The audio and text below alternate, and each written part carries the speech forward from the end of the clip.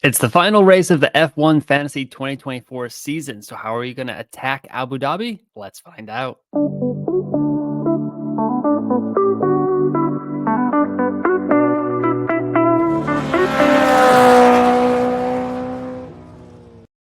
What is up, everyone? Welcome to another episode of F1 Fantasy Pole Position. It is Thursday, December 5th. My name is Ewan. On today's episode, we are going to cover the final race of the F1 Fantasy 2024 season in Abu Dhabi. Been a long year, 24 races, lots of videos, all that fun stuff, but the content is still coming out this week, and there's going to be a couple other things after the season. So stay tuned, hit that like button, hit that subscribe button, follow me on X, Blue Sky, Instagram, TikTok, wherever you're at, F1 Fantasy Ewan, and then you will be in the know for any videos that come out of here. But some housekeeping off the top, get this fan survey done. Let F1 know what you want the game to be like in 2025 and beyond. The link will be in the description below. So take that link when you're watching Free Practice 1, Free Practice 2, Free Practice 3. Just take 10 minutes out of your time, fill out that survey. That way the game can improve. F1 is going to look at these responses. So if you want to be in touch with the mountaintop of F1 Fantasy, get your opinions sorted and get that survey done. It is going to help out the community tremendously for the next season and beyond, hopefully. Great job by the Fantasy Formula and Fan App for putting this together. Grateful to be part of the opportunity to kind of spread the word, but yes, great job by them. Hopefully it will be a great job by y'all after you fill out this survey. Couple of extra videos coming out this week. Final thoughts video. I did this last Saturday. It was actually kind of fun, like looking at the data, kind of just like off the cuff, shoot from the hip kind of thing.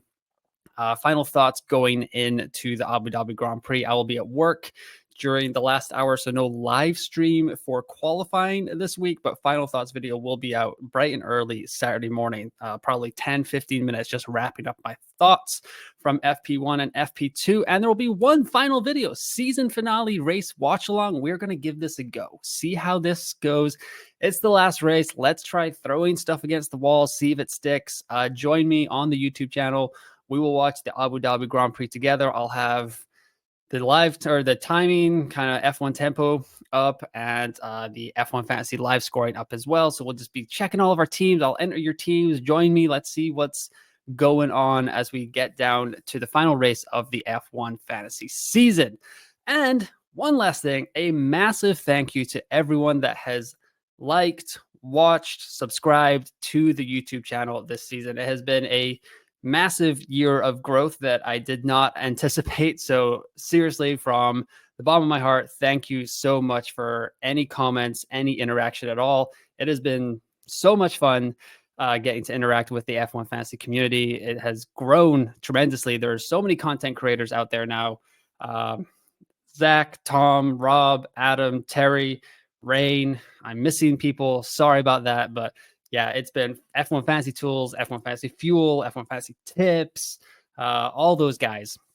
So great job by everyone this year, but especially to y'all that are watching this channel right now. 71 videos, 12 live streams, and we will be back in 2025. So you can keep me in your back pocket if I've helped you at all, or you can spread the word to your friends. Would greatly appreciate any support down the final stretch and heading into the new season. But seriously, thank you. Thank you. It has been a crazy season. So just thank you once again. All right. Done with all the housekeeping, the slightly sappy stuff there. Let's get into the race preview here. Abu Dhabi Grand Prix preview. Yas Marina Circuit, 5.281 kilometers, 58 laps, 16 corners, 2 DRS zones. First Grand Prix here was in 2009. It has been the finale for almost a decade, over a decade, I believe. It has produced some memorable moments. I don't want to trigger anyone, but 2021 Abu Dhabi Grand Prix warning. Yeah, that was epic. There's been some weird stuff happening there as well, but we're about to go over that. But in general, it's probably not the track I would pick to be the finale. Honestly, Vegas has been so impressive the last 2 years. It's got the glitz, it's got the glam, it's got the track. 1, 2, 3, check mark all those. And maybe we'll see Vegas take over the finale in the coming years, or maybe they'll do this like alternating thing that they seem to be doing with the European tracks.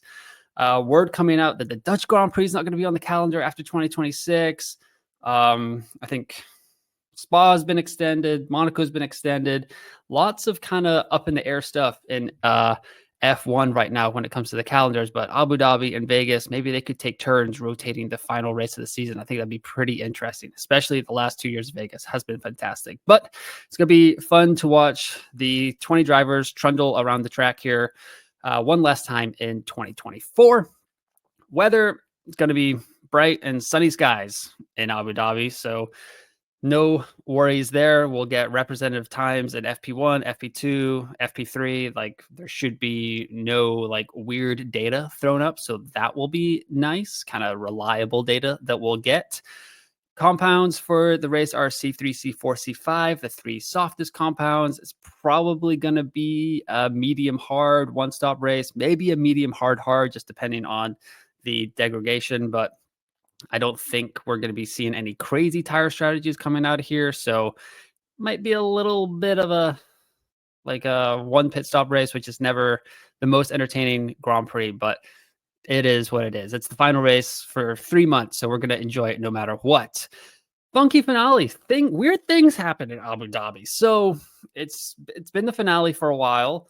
And you know, sometimes things happen in the last race, the last game, all this. Like if you play FPL, you know, traditionally that game week 38, like scores can be like 7-2, 5-3, like all over the place. And F1 is kind of like that too. Driver of the Day award is usually sentimental. In 2021, it was Kimi Räikkönen. 2022, it was Sebastian Vettel. 2023, no one was really leaving, but it was Yuki Tsunoda. He had an excellent qualifying, and then he finished 8th in the race. So great job by him. So in 2024, we have also had Daniel Ricciardo. He won in Singapore, the Driver of the Day award, when it was his last race, rumored to be his last race. It was not official yet. So then this year, we've got Valtteri Bottas, Kevin Magnussen, and possibly Sergio Perez. Everyone's been talking about Bottas and Magnussen, but Perez, man, the rumor mill is churning. ESPN, Autosport, all those spots are reporting that he's getting kicked to the curb by Red Bull after the season, moving into a ambassador role, Daniel Ricciardo-esque after the 2024 season. So I would not underrate the Sergio Perez swell from just Red Bull fans, Mexico fans, just in general, Checo fans that may want to send him out with a Driver of the Day award. I think right now the favorite would be Kevin Magnussen, just because he's awesome. But Valtteri Bottas there too. But yeah, don't underestimate Checo Perez. But also, we do need other points than just Driver of the Day. So maybe that would be not great. Yuki Tsunoda has had some success at this track. He's finished 4th, 12th, and 8th in the last 3 seasons. And he is pretty motivated. He's going to have a test after the season in a Red Bull. I'm pretty convinced that he could win the race, lap the entire field, and Christian Horner still wouldn't give him that final Red Bull seat. But I think a lot of people are cheering for Yuki. I hope he does well. I hope he does well in that Red Bull test. I think he deserves it. He's kind of tossed Nick DeVries to the side. He ruined Daniel Ricciardo's career. Maybe that's strong. And he has not really let Liam Lawson get a foothold in that team. Hopefully it comes down to on-track performance. We know that's not always the case in F1, but Yuki is just crushing it. And I would love to see him in the Red Bull kind of going toe-to-toe. Maybe not with Max, but Yuki in a Red Bull could, like George Russell, like all those guys up in the upper tiers.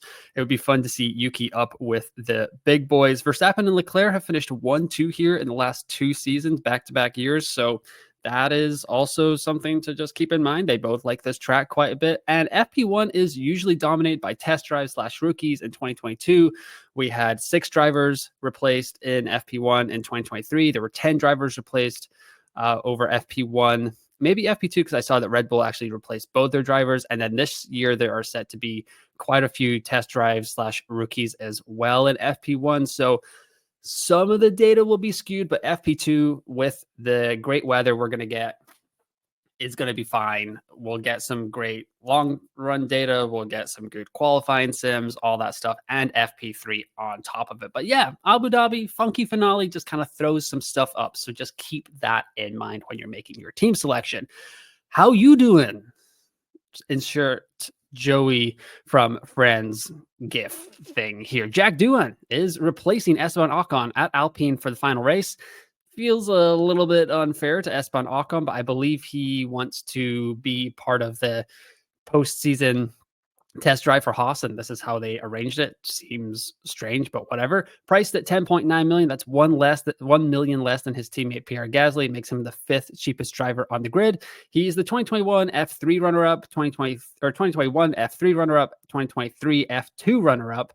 And he's been the Alpine reserve driver for the previous 2 seasons, so he should be used to the car. He's had a couple of FP1s already this season, but getting a full weekend in the car for Jack Doohan will be interesting. Just kind of like scout him out for 2025, see if he's going to be kind of an option for us on the track. But if you are just going all out there, ultimate differential right now, Jack Doohan, 10.9 million. It's a little bit pricey. I wish it kind of came in under 10 mil. That would make it a lot easier to get to him in a lot of F1 fantasy squads. But if you really are trying to like catch a like massive haul, like really, really small outside chance of him getting driver of the day, even if he like finishes in the points, I just don't see him beating out K-Mag or Valtteri Bottas. Those are like some pretty good like long-term F1 drivers, fan favorites. So I don't see him overthrowing either of those guys for a driver of the day. But you never know. Could be crazy there. Pierre Gasly's been driving the tires off of that Alpine recently. So maybe Jack Doohan can get some performance out of it that Esteban Ocon could not, considering that's going to be the driver pairing for 2025, or at least the beginning of 2025 for Alpine. So just something to note there that Jack Doohan is in the game at 10.9 million and ultimate differential. So if you're feeling frisky, go for it there in F1 fantasy. All to race for. This is kind of the biggest storyline that we've got in F1 and F1 fantasy this weekend. McLaren versus Ferrari. Team points here are 619 to Ferrari to 640 to McLaren. So they're down 21 points. Team points in F1 fantasy. McLaren leads 1441 to 1332. Driver points. Norris is up 8 points on Charles Leclerc. So Leclerc would have to finish first and get the fastest lap to guarantee himself P2, because I believe he has more wins. 3 wins to Norris's 3, or maybe more podiums, or I'm not sure what the tiebreaker is. Oh, I guess that would be the win. So that'd be 4 wins for Leclerc compared to 3 for Norris this season. And then driver points in F1 fantasy. Norris 660 to Leclerc 619. If Leclerc wins too, like that could also be a driver of the day candidate. So kind of pushing down Jack Doohan's appeal in that category a little bit more. But yeah, I mean, it's going to come down, like this is a constructors battle. It's a P2 battle. So I think both teams are going to go all out. I wouldn't expect anyone to like hold anything back going into the final race of the season. It will depend on their second drivers in Oscar Piastri and Carlos Sainz, how they do as well for this constructors championship. So yeah, it's going to be an interesting battle. We're going to see how much we learn from FP1, FP2, FP3 before qualifying. There's going to be tons of live streams going on. I'll do my final thoughts video Saturday morning, but Fantasy Formula, Rain Fantasy, they'll all be doing their usual live streams. Wish I could join them, but I'll be at work. So / watching the Merseyside derby between Everton and Liverpool.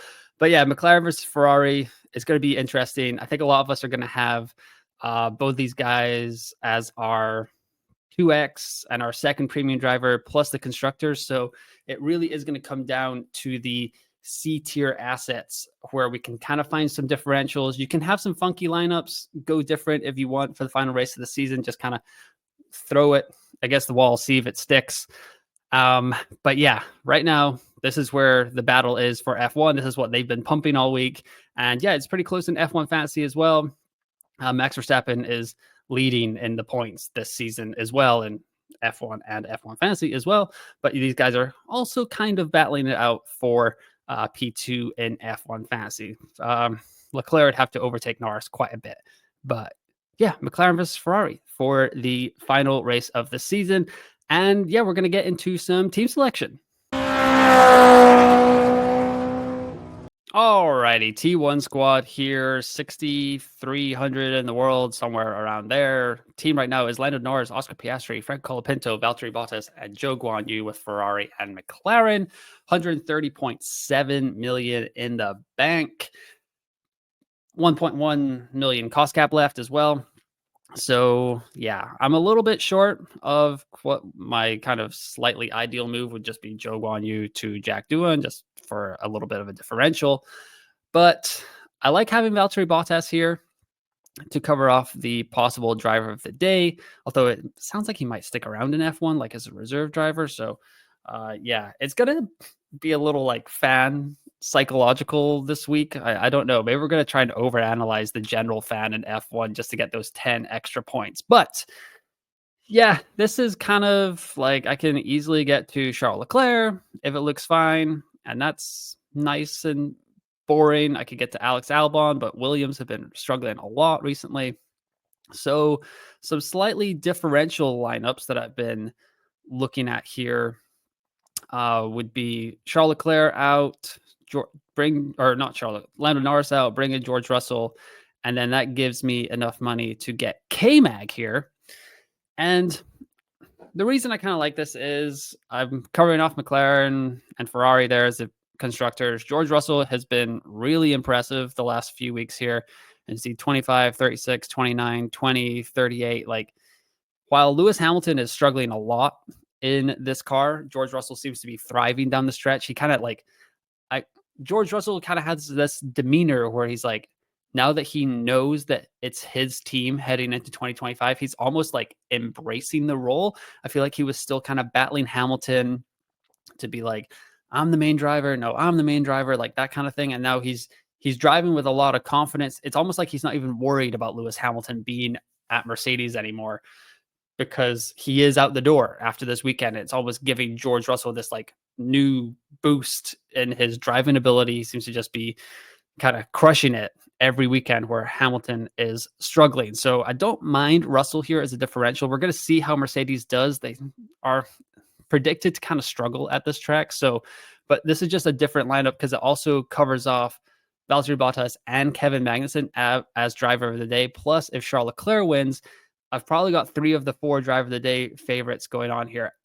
And this is 3 transfers, which is a 10-point hit for me because I've only got 2 free transfers going into the final week. However, Kevin Magnussen is just a machine. 21 points, 9 points, 15 points, inactive in Brazil. So we won't count that. But also like tweeting out earlier this week, like he's got a bowling ball and his bowling shoes on to get Hulk that podium in their final race for Haas together. So that's a little scary from K-Mag, but he is just one of the more entertaining drivers on track. So cheering for him in the Abu Dhabi finale.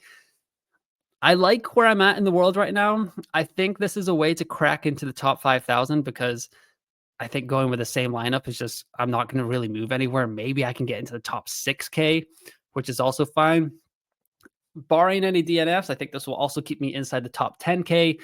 I'm weird psychologically like that, where I'd rather be 999 in the world and say I was in the top 10,000 than like 5,000 and first.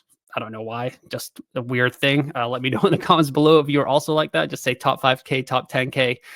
Doesn't really matter there. It could turn into disaster and I blow up top 5K finish for the second year in a row for this team. But this is kind of a differential lineup that I don't mind at all. Have to see some pace out of the Mercedes as well. However, George Russell could also turn into a certain Mexican driver on the grid in his final race of the season. Maybe if he knows his fate is sealed, could we be looking at like a freer Sergio Perez this weekend, just kind of driving like he used to, not feeling the pressure of Red Bull? That is something in my thoughts as well. Like we're just going to get real crazy here. But like I said in last week's episode or 2 weeks ago, like this is kind of content creator, like, this is my crazy lineup for the week. And then maybe at like 2:59, I'm just like, yeah, it's triple Ferrari, or it's Lando and Charles. Sorry to disappoint again, but these are kind of the different combinations that you can go with as your squad if you want to get differential or get different with your F1 squad. I kind of like this covering off both Bottas and Magnussen as driver of the day potential. Kind of takes the sting out of a hit as well, because you're thinking that you're probably going to get there. K-Mag with some positions gained and stuff. It's all going to come down to free practice 1 and 2 and 3 data. And then like I'll have my final thoughts episode on Saturday morning. So definitely check that out whenever you can. Between, I think there's like going to be 8 hours between the video being published and the qualifying lock, and it'll be 10 to 15 minutes. But this is my T1 squad, 6,300 in the world, trying to crack the top 5K, hopefully stay in the top 10K of the world if I go a little bit different. But let's move on to a team that is now top 700 in the world. T3 squad here, 139 million in the bank. This team did quite well last week. I mean, had the Colapinto DNF and Lando's penalty, but Magnussen, Gasly, Piastri, all quite nice. Stayed in the top 700 in the world. So great job by this team.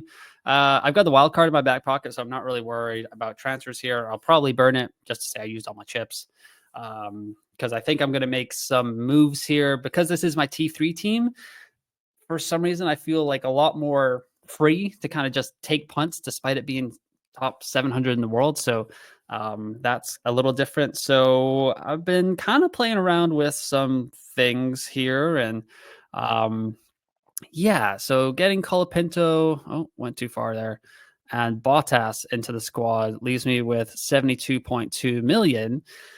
And I can put this together. I can bring in Oscar, I can bring in Checo, and I can bring in George Russell with 0.1 in the bank. And this is kind of, I was watching the fantasy formula earlier this week where they had Andrew Harris on, the winner. I think it's safe to say the winner of F1 Fantasy for 2024. And he's been running this three premium driver lineup for a while now. His budget is exponential. I think it's like over 145 million or something like that. It's insane. And yeah, just having 3 really strong drivers in the squad is kind of nice. I could even bring it down a little bit more to like a Carlos Sainz. That would give me a little bit more money here, but I don't think it would really make a difference for my back markers. So I'll likely keep a little bit of double up McLaren there. Piastri just has underwhelmed a little bit towards the back end of the season here. The final 5 races, like these last 2 triple headers, he's just kind of hit that sophomore slump a tiny bit, but I don't mind here. So this is certainly an option I'm thinking about. I got a little bit of a driver of the day boost there with Valtteri Bottas. But yeah, Piastri, Perez, Russell, very risky.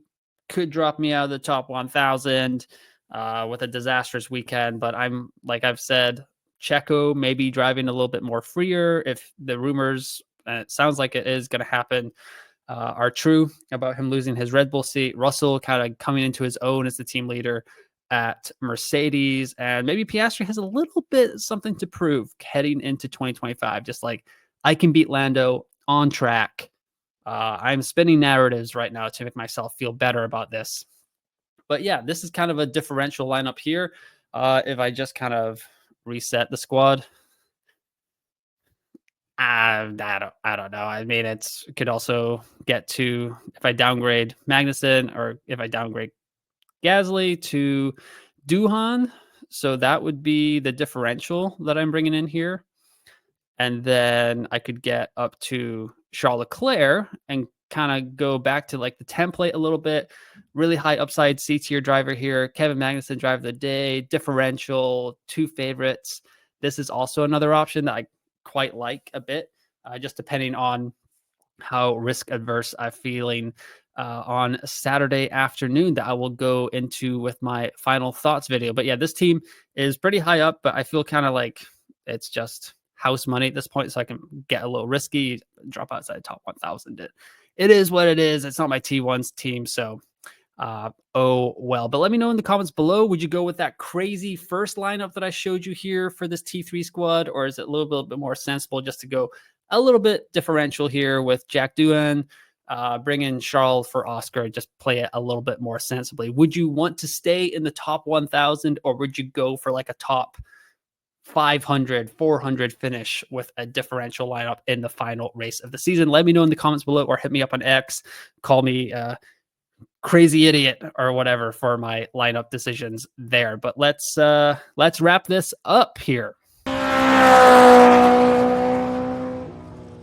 One last reminder of lineup lock here, Saturday, December 7th, 6 p.m. local time, 2 p.m. UK time, 9 a.m. Eastern. Do not miss the last lineup lock of the F1 Fantasy 2024 season. Do not miss my final thoughts episode on Saturday morning either. That'll be 10-15 minutes, me just wrapping up FP1, FP2. If the sims are out, they weren't out last week, but we'll see where we're at this week. And we can maybe just look at the F1.com practice debrief data as well and just go over some final team selection thoughts. I'll be watching FP1 and FP2 very closely just for any tidbits in the commentary and stuff like that. Season finale race watch along. Come join me. Let's chit chat. We can talk about anything. We're going to be watching an hour and a half, 2-hour Grand Prix. We can cover anything F1 fantasy. We can talk F1. We can talk terrible Red Bull decision making with their drivers. Did that cost them the Constructors Championship?